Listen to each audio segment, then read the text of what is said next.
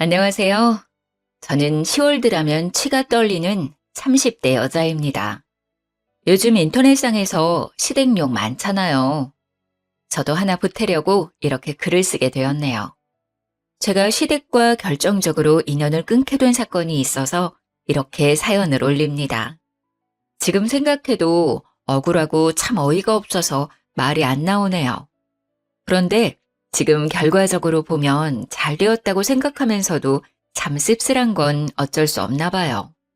처음에는 시댁에 사랑받고 싶다고 생각한 적도 있었습니다. 제가 사랑하는 사람의 가족이니까요. 제 가족처럼 챙기면 알아주시겠지 그렇게 생각했거든요. 하지만 사람 마음이라는 게 그렇게 간단하지가 않나 봐요. 결국은 상처를 주며 이렇게 인연까지 끊게 된 것을 보면 말이죠. 저와 남편은 5년을 넘게 사귄 장기간 커플이었어요. 그래서 오래 만났기에 서로 집안 어른들도 그리고 서로의 집안 사정도 참 잘 알았죠. 오래 연애를 하다 보니 오히려 집안 어른들이 너희 결혼은 언제 할래? 하고 물을 정도였어요. 가끔 남자친구 집에 찾아가면 어머님이 저를 예뻐해 주셔서 저도 남자친구 부모님께 결혼 전부터 잘 챙겨드렸어요. 오죽하면 저희 엄마가 본인 생일보다 남자친구 엄마를 더 챙긴다는 말을 했을 정도였죠. 저희가 막 결혼 이야기가 나오고 있었을 때 현재 남편, 그러니까 당시 남자친구의 아버지가 돌아가시게 되었습니다. 그래서 저는 홀로 남은 남자친구 어머니를 더 잘 챙겨드려야겠다고 다짐했죠. 그래서 부르면 군소리 없이 찾아가서 굳은 일도 마다하지 않고 해야겠다고 생각하고 무조건 달려갔었죠. 남편은 집안에서 둘째 아들이었습니다. 위로 3살 차이 나는 형이 있었는데 어머니가 아주버님을 정말 많이 챙기셨어요. 보통 엄마들이 장남을 예뻐하니 저도 그런가 보다 하고 생각하고는 했었죠. 거기다 저희는 결혼하고 아주버님은 아직 미혼이니 그래서 더 챙기나 보다 했는데 남편 말로는 어릴 때부터 자기보다 형을 더 예뻐했다고 말을 하더군요. 당시에는 그런가 보다 하고 넘겼네요. 겉으로 보기에는 그렇게 차이가 나지도 않았고 혼자 있는 아들 챙기는 건 당연해 보였기 때문이죠. 그런데 아주버님이 결혼할 여자를 데려오면서 평화로웠던 분위기가 달라지기 시작했어요. 아주버님께서는 저희가 결혼한 지 3년 차에 여자분을 집으로 데려오셨어요.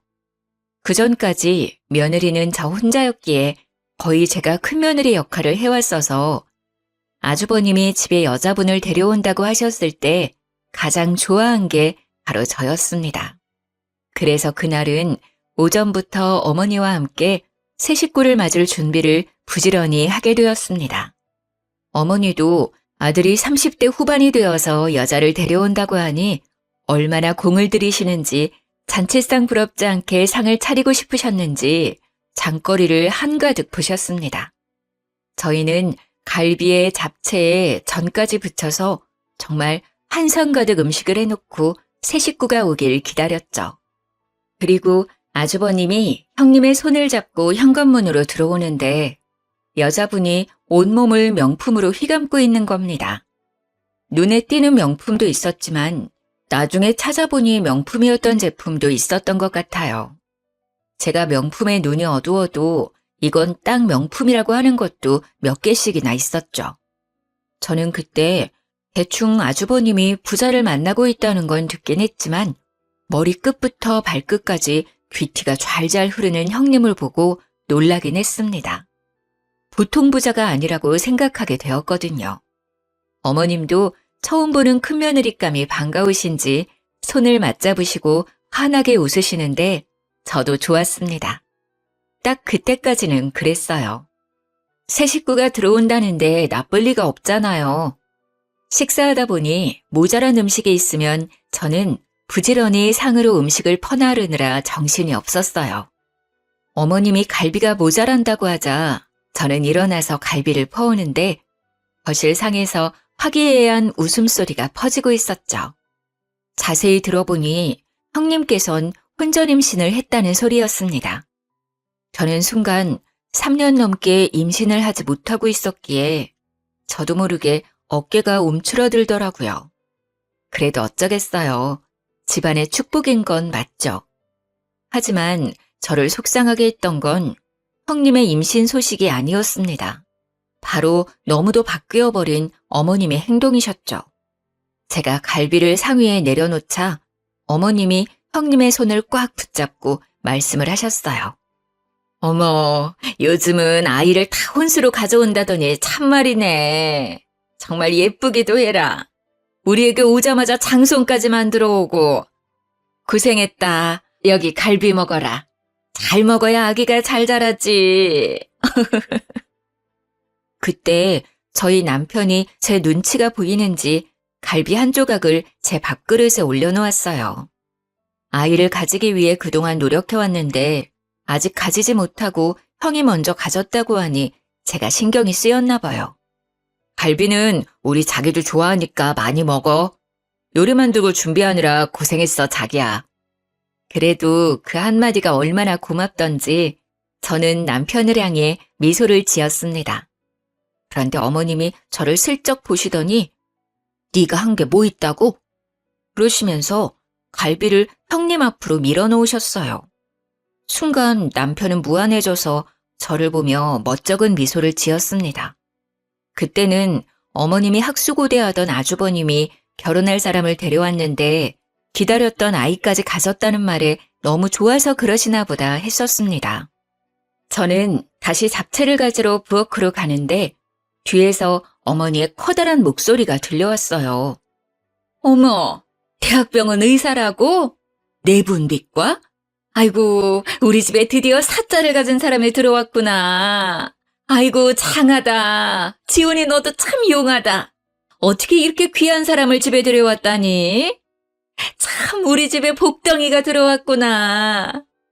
저는 잔뜩 들떠있는 어머님의 목소리를 들으며 집이 정말 잔치 분위기라고 생각했습니다. 그렇게 분위기 좋게 식사를 마치고 어머님과 아주버님과 미래의 형님은 이제 결혼 이야기를 하셨어요. 그 상을 치우는 것은 또 저의 몫이었기에 혼자 사부작거리며 상을 치우고 있는데 남편도 그 자리에 앉아있기가 그랬는지 저를 도와 상을 같이 치워주더라고요. 고생했다고 저를 다독이는데 그 손길이 너무 고마웠어요. 아침부터 힘들게 부지런히 요리하고 상을 차렸어도 고생했다는 한마디 못 들을 줄 몰랐습니다. 그런데 남편이 그 맘을 알아주니 속상한 마음이 사르르 녹아내렸죠.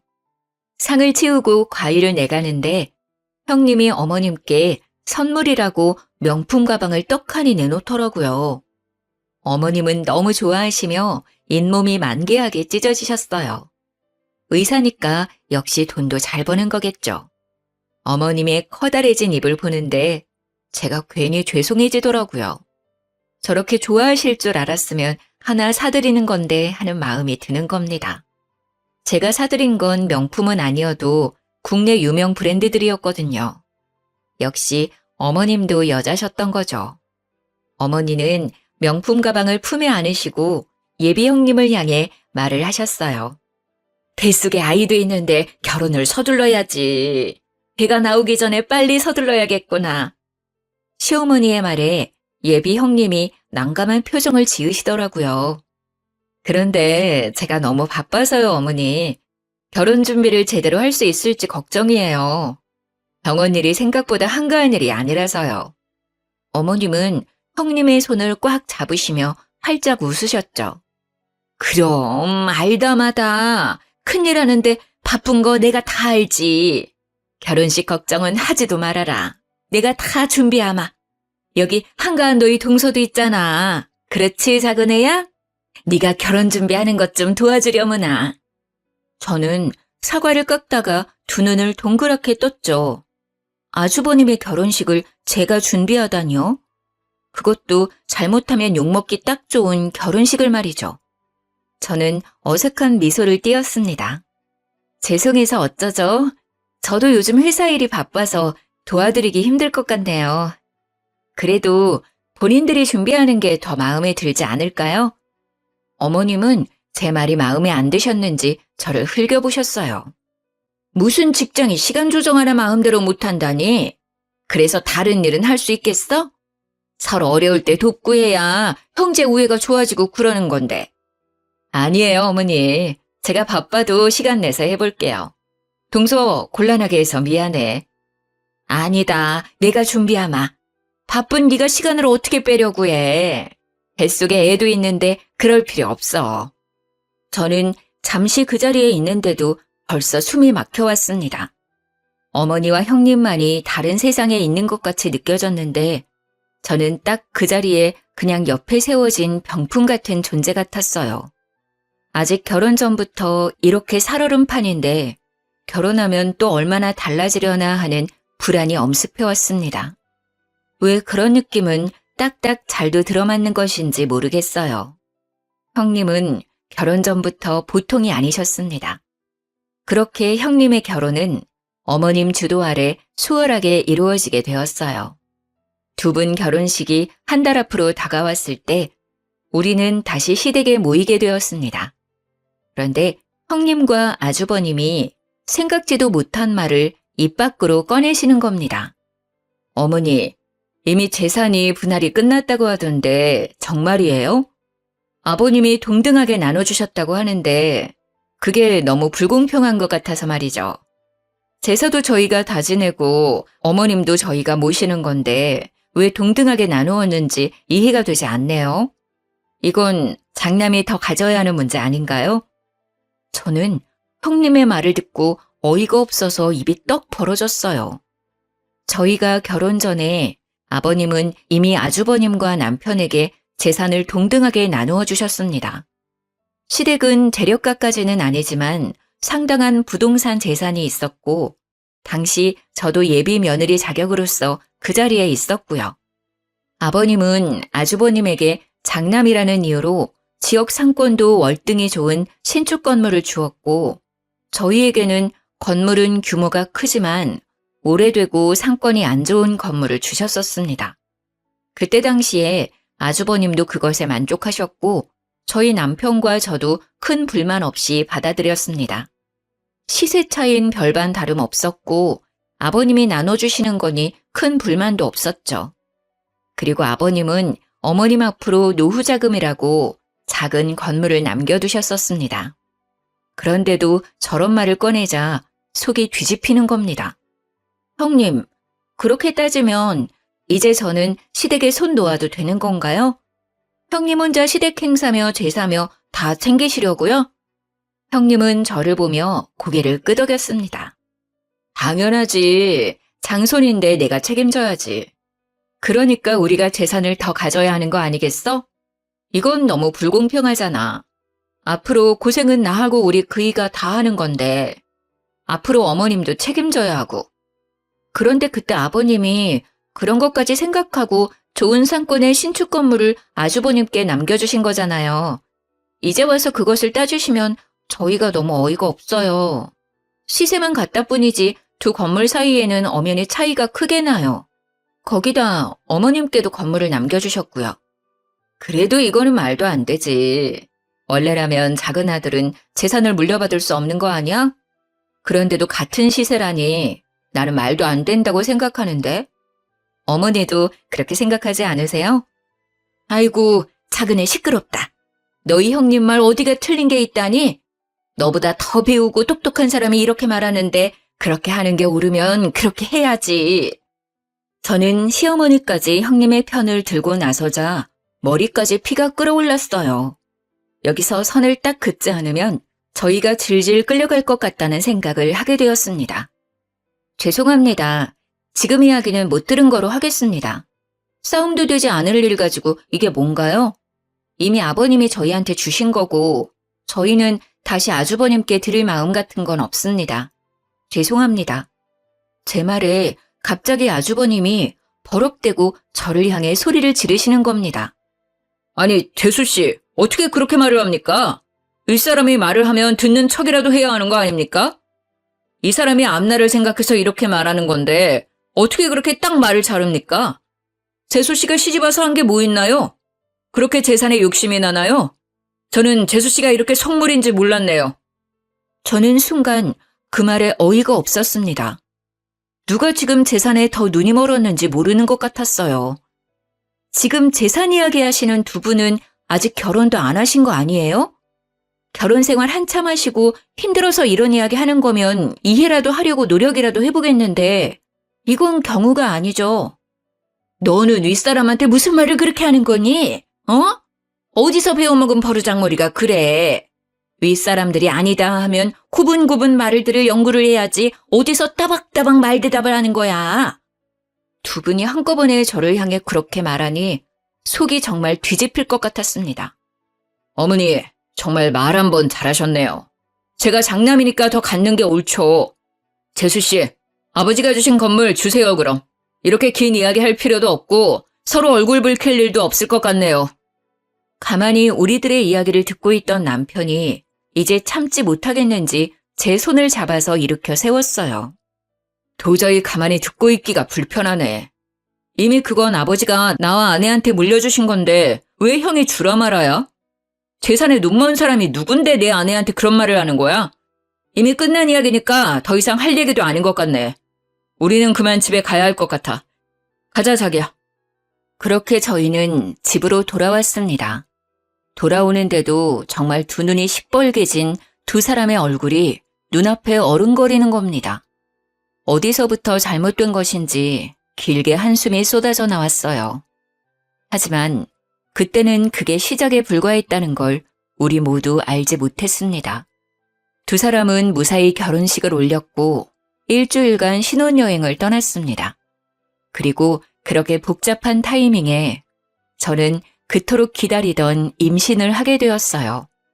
남편은 저의 임신에 너무 기뻐하면서 형님 내외가 신혼여행에서 돌아오면 말하자고 너무 좋아하는 겁니다. 저도 드디어 아이의 엄마가 됐다는 뿌듯함과 함께 시댁을 찾았습니다. 모두가 둘러앉자 남편은 활짝 웃으며 제가 임신했다고 공개를 했어요. 모두 놀라지 마세요. 우리 집에 또 경사가 있어요. 제 아내가 드디어 임신하게 되었어요. 자기야, 그동안 고생했어. 정말 잘했어. 남편의 말이 끝이 나자 형님이 갑자기 대성통곡을 하기 시작하는 겁니다. 통곡은 점점 심해지더니 자지러질 정도로 눈물을 펑펑 흘리는데 저와 남편은 꿀먹은 벙어리가 되고 말았습니다. 어머님과 아주버님은 형님을 달래는데 저희는 무슨 상황인지 모르니 가만히 상황을 지켜볼 뿐이었죠. 드디어 형님이 진정하자 휴지로 눈물을 닦아내며 저를 쳐다보더군요. 동서, 좋은 날에 정말 미안해. 내가 유산을 해서 동서 임신했다는 소식을 들으니 뱃속의 아이가 너무 생각나서 그랬어. 우리가 재산 가지고 다툰 날 있잖아. 그날 그게 스트레스가 되었나 봐. 나는 그게 그렇게 분란을 일으킬 줄 모르고 꺼낸 이야기인데 형제 싸움까지 번지고 며칠 동안 끙끙 앓다가 아이가 그만. 저는 정말 할 말이 없어서 입을 다물었어요. 그 상황에서 무슨 말을 할 수 있겠습니까?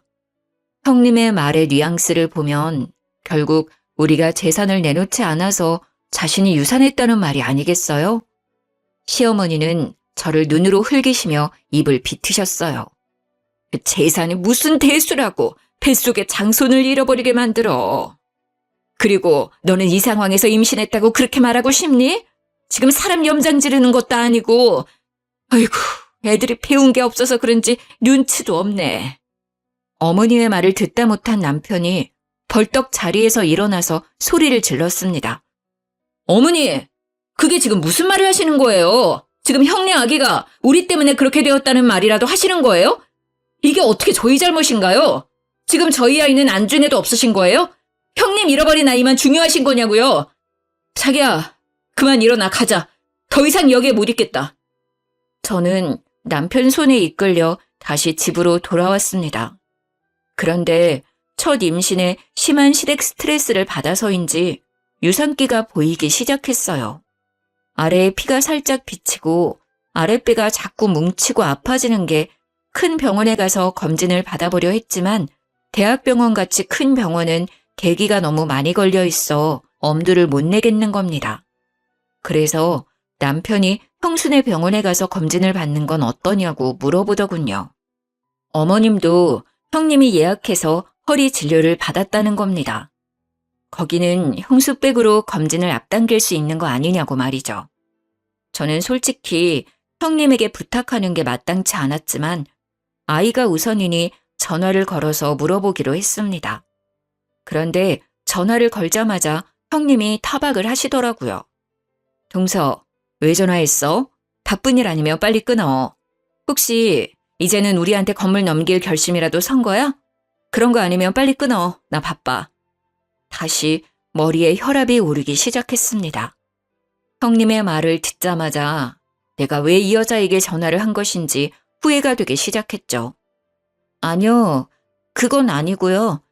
형님네 병원 산부인과 예약하러 가는데 혹시 빨리 앞당길 수 있는지 알아보려고 전화를 드렸어요. 곧 도착하니까 자세한 이야기는 일단 만나서 이야기 드릴게요. 갑자기 형님의 말투가 상냥해지기 시작했습니다. 어머, 그랬구나. 그런 일이면 말을 하지 그랬어. 내가 금방 알아봐 줄 수 있지. 잠시만 끊어봐. 내가 자리 있나 봐주고 다시 전화 걸어줄게. 그렇게 말하며 전화를 끊더니 10분 뒤에 다시 형님에게 전화가 왔습니다. 어머 동서, 내가 웬만하면 우리 병원으로 예약하려고 했는데 자리가 도저히 안 나온대. 대신해서 잘 보는 병원으로 예약해뒀거든? 거기로 가볼래? 그리고 건물은 출산 후에 이야기하자.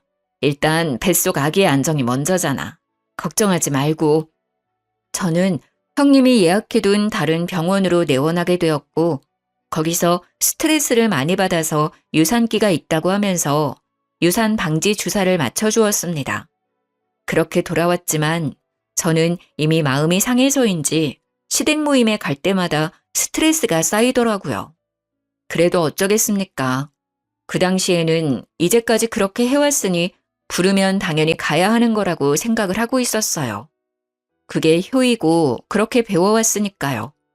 그런데 그곳에 가서 결국 저는 시댁에 학을 떼어버리는 일이 생기고 말았습니다. 그날도 시댁으로 가는데 가는 중에도 가슴 끈 명치가 답답하더라고요.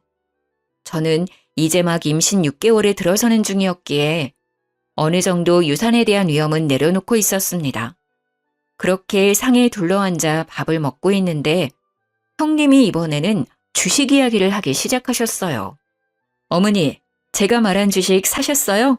어때요? 돈 좀 만지셨어요? 많이 올랐죠?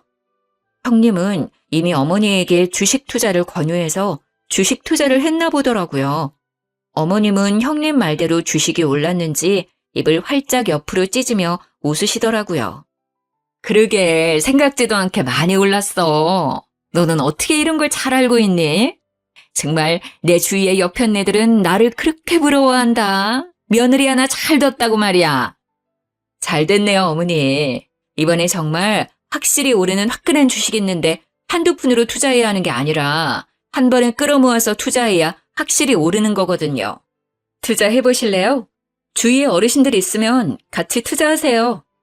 어머, 그게 정말이냐? 안 그래도 그 여편네들이 내가 주식으로 돈재미 좀 봤다니까 자신들도 투자하고 싶다고 야단이더라. 내가 알아보마. 형님은 어머니의 말에 활짝 웃더니 저희를 보며 말을 이었어요. 동서도 투자하는 게 어떻겠어? 이번에도 정말 확실한 주식이거든. 이렇게 확실한 게 나오기도 쉽지 않은데 내가 아는 애널리스트 말이라서 찐이거든. 차 떠나기 전에 올라타야지.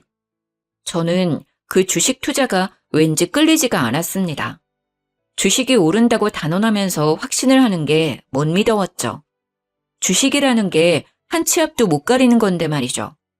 저는 단칼에 거절했습니다. 죄송해요. 저희는 그렇게 크게 투자할 돈이 없어서 말이에요. 저희는 빼고 하세요. 아우, 정말 아까워서 그래. 그 애널리스트 말로는 3배는 기본이고 최대 5배 이상은 뛴다고 하던데 이때 아니면 못 산다니까? 그 건물 있잖아. 그거 팔아서 투자하는 건 어때? 동서 말대로라면 시세도 더 이상 오르지 않을 거 아냐. 그렇게 끌어안고 있어봐야 세금이나 더 나오지. 거기 건물 상가도 몇 개나 비어있어서 월세로 버는 것도 없다던데. 나 못 믿으면 그 전문가 믿고 투자해봐. 형님은 꼭 저희 건물을 미리 알아보신 것처럼 말을 하시더라고요. 저는 오랫동안 아파트 건설업체를 다니고 있었습니다. 어깨너머로 어떤 특징적인 지역이 아파트 개발이 잘 되는지 어렴풋이 알고 있었죠. 처음에는 잘 몰랐지만 아버님이 물려주신 건물을 보고 나서야 이곳이 잘하면 재개발이 들어갈지도 모르겠다는 생각을 하게 되었습니다. 문제는 그게 언제가 될지 그리고 재개발 허가가 날지 모르는 상태이지만 저는 그 당시에 이 지역은 언젠가 재개발이 된다고 생각을 하고 있었어요. 그래서 형님에게 건물을 팔지 않겠다고 말을 했죠. 아니요, 괜찮아요. 아무래도 거기가 곧 재개발이 들어갈 것 같아서 그래요. 그래서 손해라도 당분간 건물 가지고 있자고 남편하고 말을 해두었어요. 제 말을 듣더니 갑자기 형님의 두 눈이 커다래지더군요.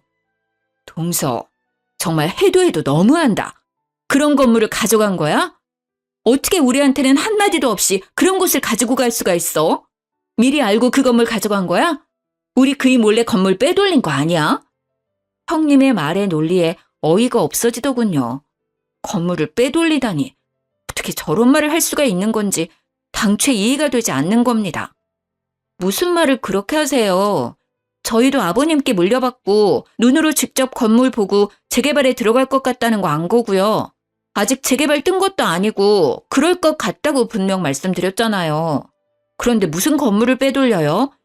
저희는 정말 아버님이 주신 대로만 받은 건데 그리고 제가 회사 다니면서 지역이랑 흐름 보고 저 스스로 판단해서 그렇게 말한 거예요. 형님 정말 말을 이상하게 하시는 거 아니에요? 그게 말이 되는 거야? 아버님이 주신다고 그런 낡은 건물을 얌전히 받았다고? 그게 더 이상하지. 분명 뒤에서 아버님에게 무슨 말을 했으니 이렇게 된 거 아니겠어? 어머니, 이거 사기 아니에요?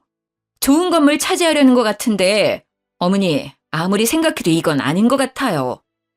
저는 정말 미치고 팔짝 뛸 것 같은데 그 당시 아버님 옆에 계셨던 어머님까지 저를 몰아가는 겁니다. 큰아기 말을 듣고 보니 그렇구나. 너 정말 건물 노리고 그런 거니?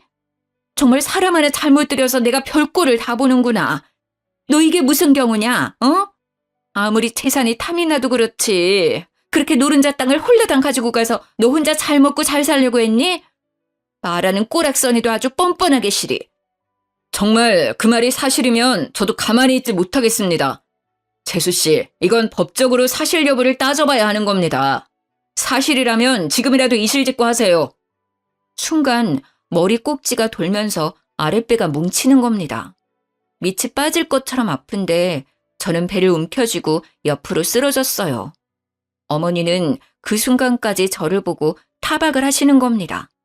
옳시고 이제 내가 뭐라고 한다고 아프다고 생쇼를 하는구나. 정말 너 그렇게 안 봤는데 꼬리가 9 달린 여우 아니냐? 나 몰래 얼마나 너희 시아버지를 구워 삶은 거야. 안 일어나? 씨하지 말고 일어나. 저는 배가 아파서 식은땀이 흐르기 시작했어요. 저를 잡고 있던 남편은 제 손을 꽉 잡고 일으켜 세웠어요. 제발 억지 좀 부리지 마세요. 사람이 쓰러졌는데 계속 그런 이야기가 나옵니까? 자기야, 병원 가자. 이대로 안 되겠어. 저는 남편과 함께 급히 병원으로 향했습니다. 저를 본 의사는 하마터면 조산할 뻔했다고 도대체 갑자기 왜 이렇게 되었냐고 물어보는 겁니다.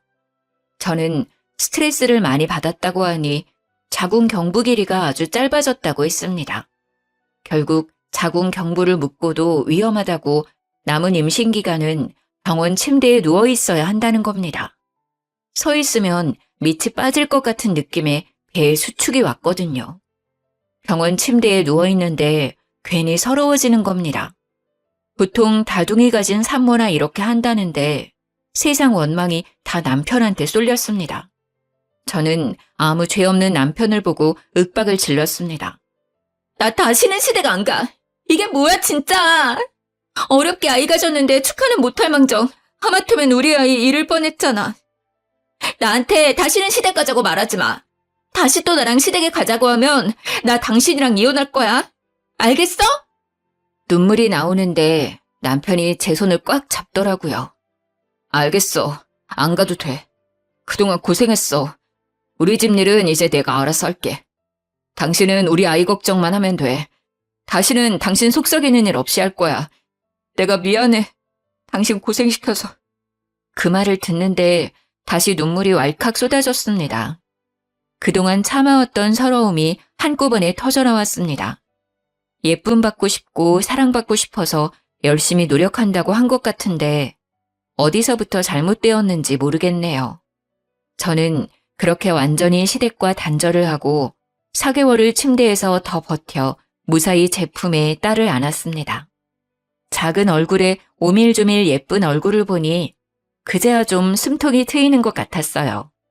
그렇게 아이를 키우느라 몇 달을 정신없이 보내긴 했어도 아무 걱정 없이 우리 세 식구만 챙기면 되니 스트레스로 인한 두통도 명치에 답답한 것도 사라졌죠. 남편이 오기를 기다리며 저녁을 준비하고 같이 식사를 하는데 남편이 시댁 이야기를 꺼내더라고요. 나 밥 먹고 잠시 본가에 다녀올게. 집에 무슨 일이 있는지 오늘 어머니에게 전화가 왔더라고. 울면서 전화를 하셨는데 갑자기 형수랑 연락이 안 된다고 하시더라고. 형도 갑자기 형수가 사라져서 이리저리 찾아보고 있는데 하루아침에 사라져버려서 둘 다 많이 놀랐나 봐. 저는 아이에게 이유식을 먹이다가 남편을 쳐다보았어요. 형님이 갑자기 사라졌다니 말이 나오지 않았어요. 거의 1년 가까이 시댁 일에는 신경 쓰지 않고 있어서 따로 형님과도 연락하고 있지 않았기에 저는 남편이 들려주는 시댁 이야기로만 소식을 전해 들었습니다. 남편은 시댁을 다녀와서 한숨을 푹 내쉬더라고요. 저는 그때야 무슨 일이 크게 났다는 걸 깨달았어요. 무슨 일이야? 큰일이 난 거야? 형님은 찾았어? 어디 계시는데? 일단 신고는 해놨는데 그게 좀 이상해. 형이 형수가 사라지고 일하는 대학병원에 가서 형수를 찾으니까 없는 사람이라고 했다는 거야. 그런 사람은 자신의 병원에 근무하지 않는 의사라고 하더라고. 분명 어머니가 몇 달 전에 허리 때문에 병원에서 형수 이름으로 진료 예약하고 진료를 받았고 병원 홀에서 의사 가운 입고 있는 것도 봤다고 하니까 간호사가 형수 이름으로 진료 예약된 것은 맞는데 의사로 근무하는 사람은 없다는 거야. 간호사까지 통틀어서 직원 명단을 봐도 형수 이름은 없대. 어머님은 그 말 듣고 지금 쓰러져서 병원에 계셔. 남편의 말에 저는 당황했습니다. 분명 우리는 형님이 그 대학병원 의사라는 것에 아무 의심이 없었습니다. 어머님이나 아주버님이 병원 홀에서 의사 가운을 입고 있는 형님을 만났다고 했으니까요. 그런데 막상 병원에서 형님은 그 병원 의사가 아니라고 하는 겁니다. 하지만 남편의 말은 거기서 끝이 아니었습니다. 그래서 경찰서에 가서 실종 신고를 하면서 정황을 이야기했더니 경찰의 말로는 사기꾼한테 당한 것 같다고 하더라고. 일부러 처음부터 형의 재산과 우리 집 재산을 노리고 들어온 전문 사기꾼 같다고. 그럼 형님, 아니지, 그 사기꾼을 다시 찾을 수 없다는 거야? 그런데 그때 어머님이 홀레당 주식 투자한다고 하시지 않았어? 그건 어떻게 된 거야? 그것도 가지고 도망간 거야? 지금 그게 가장 큰 문제야. 나도 그게 걱정되어서 물어봤더니 이미 어머니하고 형하고 건물까지 다 팔아서 그 주식에 투자했대. 경찰 말로는 그런 주식 자체가 없다는 거야. 아마 현금으로 돌려서 빼돌리기 위한 거짓말이라고 하는데 형수의 신원도 가짜고. 지금 조회 중이긴 한데 보통 이런 경우는 이미 해외로 도주했을 거라고 말하더라고. 신원이 가짜라니 무슨 말이야? 혼인신고 했을 거 아니야? 그게 형수가 일이 너무 바쁘다고 혼인신고를 미루자고 해서 혼인신고를 아직도 하지 않았다더라. 그래서 신원 추적이 늦어지고 있어. 정말 어머님은 믿는 도끼에 크게 발등을 찍히고 마셨던 거죠. 온 식구들을 속이고 시댁과 아주버님의 재산을 몽땅 갖고 튄 그 사기꾼은 몇 달 수사 끝에 필리핀으로 도주를 했다는 것을 경찰에서 밝혀냈다고 하더군요. 어머니는 쓰러진 뒤로 중풍이 오셔서 말도 어눌해지고 한쪽 몸이 마비가 오셨다고 해요. 문제는 어머님이 또 없는 돈까지 끌어다가 사기꾼에게 투자해버려서 빚도 상당하다는 겁니다. 하루에 몇 번씩 병원으로 빚쟁이들이 들락거린다고 하더라고요. 그래도 그 지역에서는 잘 산다는 소리를 듣고 살았던 시댁이 한순간에 빚더미에 앉게 되었습니다. 어머님은 어쩔 수 없이 사시던 집을 팔아 그 빚을 다 갚고 작고 낡은 주택을 월세로 얻었다고 해요. 저는 더는 시댁으로부터 스트레스를 받고 싶지 않았어요. 저는 그동안 할 만큼 했다고 생각합니다. 그리고 이건 어머니가 자초한 것으로 생각하기도 했고요. 건지르르한 겉모습과 의사라는 말만 믿고 모든 것을 믿어버리신 거니까요. 당신이 서운하게 생각할지도 모르지만 나는 어머니 일에 더 이상 신경 쓰고 싶지 않아. 어머니에게 갈 생각도 없고. 그러니까 나보고 어머니에게 얼굴 비추라는 말 하지 않았으면 좋겠어. 남편도 그동안 어머님이 저에게 한 행동을 고스란히 봐와서 그런지 별말이 없었습니다. 그래, 알겠어. 내가 알아서 할 테니까 당신은 어머니 일에 신경 쓰지 마. 그리고 남편은 어머니에 대해 저에게 말하는 법이 없었어요. 그렇게 몇 년이 흘렀는데 저의 예상대로 저희의 건물은 재개발이 진행되었습니다. 저희는 보상금으로 큰 돈을 벌었죠. 그 말을 저희 어머님이 어떻게 들었는지 저에게 수십 통 전화를 해서는 생떼를 부리기 시작하는 겁니다.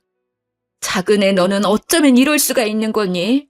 아무리 시어머니가 잘못했다고 해도 이렇게 몇 년 동안 얼굴 한번 안 비추고. 너는 그러는 거 아니다. 내가 뭘 그렇게 잘못했니? 그때는 어쩔 수 없어서 그런 거 너도 알잖아.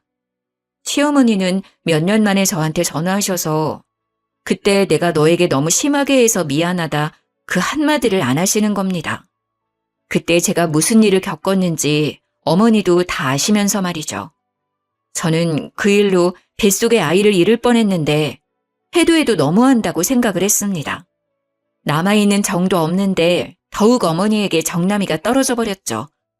어머니, 정말 너무하시는 거 아니에요? 그때 어머니께서 저한테 어떻게 하셨는지 벌써 잊으신 것 같네요. 그때 제가 얼마나 속상했는지 알기나 하세요? 그 사기꾼 형님한테 홀라당 넘어가셔서 제 뱃속에 있던 손녀까지 위험에 빠뜨릴 뻔한 거 벌써 잊으셔서 저한테 이러시는 거예요? 지금도 가끔 생각하면 명치 끝이 뜨겁고 답답해져요. 그런데 전화해서 그때는 어쩔 수 없었다니요? 어머니는 다 알고 계셨잖아요. 그게 차별이고 폭력이란 거 알면서도 형님이 사주는 명품 가방에 넋이 나가신 거죠. 형님의 배경에 눈이 멀었던 거고요. 다시는 저랑 제 딸 얼굴 보려고 하지 마세요. 너는 어쩜 애가 하나도 안 변하니? 사람이 다 실수하면서 사는 거지. 가족끼리 그렇게 일일이 따져가면서 살면 안 된다는 거 안 배웠냐? 너희 건물 재개발 들어갔다는 거 다 안다. 보상금도 넉넉하게 받았다며. 그거 내놔라. 내 남편이 피땀 흘려서 벌어놓은 재산이잖니. 어떻게 그렇게 큰 돈을 벌어놓고 이렇게까지 매정하게 구는지 나는 알다가도 모르겠구나. 내 남편이 준 거니 나도 받을 권리 충분히 있다고 생각한다. 저는 어머니 말에 기가 막혀왔어요. 돌아가신 아버님이 피땀 흘려 일구어 놓은 재산을 홀라당 말아먹은 건 어머니면서 저희 건물 보상금을 내놓으라는 겁니다. 어머니, 저는 어머니가 아버님 재산을 그렇게까지 귀하게 생각하실 줄 몰랐네요. 저는 그렇게 귀했다면 그 사기꾼한테 건물 팔아서 돈 넘길 때 좀 더 자세히 알아봤을 거예요. 어떻게 한 사람 말만 믿고 그 많은 재산을 넘겨주었는지 저는 아직도 이해가 안 돼요. 그리고 이건 저희가 그때 현명하게 판단해서 지켜낸 거 아닌가요? 어머님이 저에게 그 사기꾼에게 건물 안 넘긴다고 그렇게 구박하던 거 하나도 빼놓지 않고 기억하고 있어요. 그래서 저희가 그나마 거짓골 면하고 사는 거고요. 그러니까 다시 이런 전화하지 않으셨으면 좋겠네요. 이제 전화하셔도 이런 이야기 하시면 전화 끊을 거예요. 저는 어머님의 말을 단칼에 거절했습니다. 그렇지 않으면 어머님 성격에 다시 돈을 달라고 전화를 하실 거니까요. 아주버님은 저에게 미안한지 몇 년이 지나도 얼굴 한 번 안 비추고 남편만 연락을 주고받더군요. 남편 말로는 지금은 그 여자를 찾아서 외국에 나가 있다고 하네요. 간간히 서로 연락은 주고받고 있지만 그 여자가 얼마나 꼭꼭 숨어버렸는지 몇 년을 찾아도 머리카락도 안 보인다고 말을 하더군요. 저는 그래도 혹시나 해서 남편을 흘겨보았어요. 혹시 어머님이나 아주버님께 돈이나 이런 거 주고 하는 거 아니지? 그러지 마. 그러면 나 정말 화낼 거야. 남편은 저를 보며 팔짝 뛰더라고요. 내가 미쳤어? 돈을 왜 줘? 형은 나한테 그런 말 미안해서라도 꺼내지도 않아. 자기한테 미안하다고 전해주라는 말만 계속하더라. 자기도 그렇게 속을 줄 몰랐다고. 어머님은 나한테 돈 달라고 전화는 하지만 나는 안 된다고 했어. 병원비는 내드리고 있지만 다른 돈은 안 드린다고 확실히 선 그었어. 나도 말이야, 어머니에게 서운한 게 한두 개가 아니야. 어릴 때부터 어머니는 유독 형만 예뻐했으니까. 당신도 이미 질릴 만큼 봤잖아. 저도 남편이 어머님의 병원비를 내고 있다는 것을 알고 있었습니다. 결혼 전부터 어머님이 아주버님을 알뜰히 챙기는 것을 봐오긴 했지만 어린 시절부터 그런 모습을 봐온 남편도 결혼 후까지 그러니 이제 진절머리가 난 듯 했습니다. 알겠어. 병원비는 내드려야지. 그 정도는 나도 괜찮다고 생각은 해. 하지만 그 이상은 안 도와드리는 게 옳다고 생각해. 그리고 나는 다시 시댁일에는 손대고 싶지 않아. 그건 당신이 이해해줬으면 좋겠어. 남편은 알겠다고 자신의 집일에 신경 쓰지 않아도 된다고 했습니다. 어머님과 완전히 연을 끊고 지낼 수는 없겠지만 그래도 우리 부부는 시댁에 경제적인 도움은 주지 않겠다고 어머님께 확실히 선을 그었습니다.